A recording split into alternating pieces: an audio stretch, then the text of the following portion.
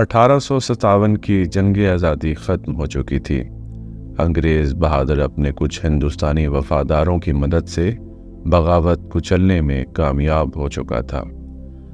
انگریز حکومت کے باغیوں کو سزا مل رہی تھی، جگہ جگہ سرِ عام پھانسیاں دی جا رہی تھیں۔ جو بچ گئے تھے وہ چھپتے پھر رہے تھے۔ ان لوگوں کی زمینیں اور جائیدادیں ضبط کر لی گئی تھیں۔ انگریز بہادر کے وفادار ہندوستانی انعام سے نوازے جا رہے تھے۔ خدا بخش بھی انہی خوش نصیبوں میں سے تھا۔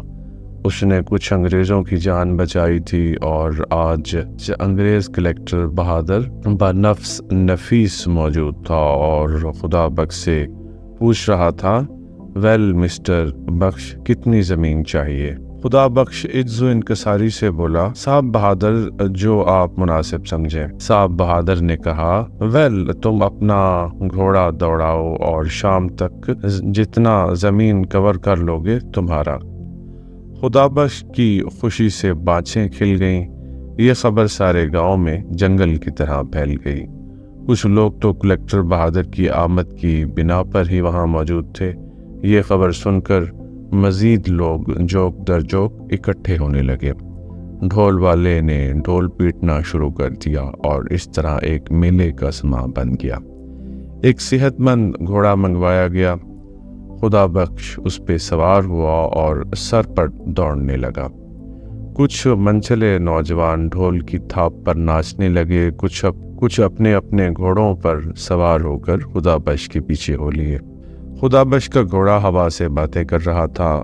وہ سوچ رہا تھا اگر دریا تک کی زمین وہ گھیر لے تو علاقے کا سب سے بڑا ذمہ دار بن جائے گا، لیکن دریا بہت دور تھا۔ اس کا گھوڑا قدرے سست ہو رہا تھا، خود بھی جھلسا دینے والی گرمی سے پسینے میں شرابور تھا۔ خدا بخش بوڑھا آدمی تھا، جلدی تھکاوٹ اس پر حاوی ہونے لگی۔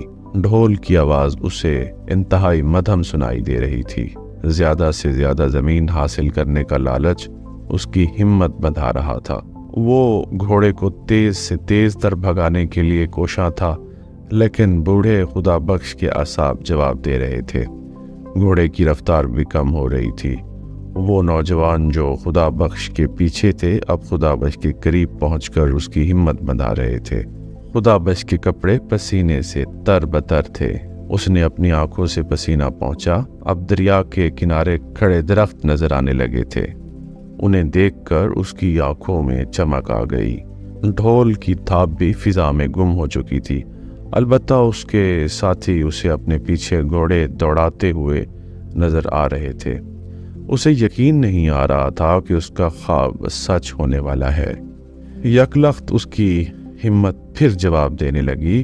گھوڑا بھی بے دم ہو رہا تھا، اس کی رفتار سست پڑ رہی تھی۔ اس کے ساتھی اس کی ہمت بندھا رہے تھے۔ خدا بخش نڈھال تھا، لیکن وہ دریا کنارے پہنچ چکا تھا۔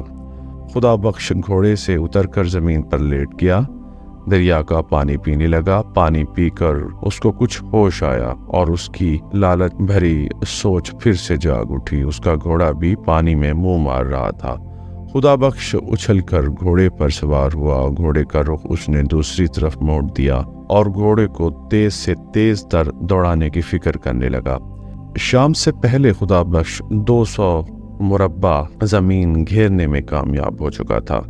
خدا بخش اور اس کا گھوڑا دونوں ادموئے ہو رہے تھے۔ گھوڑا آہستہ آہستہ واپس آ رہا تھا۔ ڈھول بجانے والے قریب تھے، لیکن ڈھول کی آوازیں کہیں دور سے آتی محسوس ہو رہی تھیں۔ لوگ خوشی سے ناچ رہے تھے۔ ڈھول کی بے ہنگم تھاپ تیز تر ہوتی جا رہی تھی۔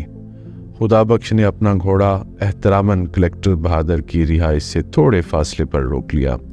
سب لوگ تالیاں بجانے لگے۔ شور سن کر کلیکٹر بہادر بھی شراب کا گلاس ہاتھ میں لیے باہر نکلے۔ خدا بخش گھوڑے سے اتر کر لڑکھڑاتے قدموں کے ساتھ کلیکٹر بہادر کی جانب چلنے لگا۔ خدا بخش نے بمشکل اپنے آپ کو سنبھال رکھا تھا۔ کلیکٹر تک پہنچنے سے پہلے ہی اس کی آنکھوں کے آگے اندھیرا چھا رہا تھا۔ وہ لیٹ کر لمبے لمبے سانس لینے لگا۔ کلیکٹر اور دوسرے لوگ اس کی طرف لپکے۔ خدا بخش نے اپنا سر کلیکٹر کے پاؤں پر رکھ دیا اور ابدی نیند سو گیا۔ خدا بخش کو وہ ساری زمین حسب وعدہ بخش دی گئی۔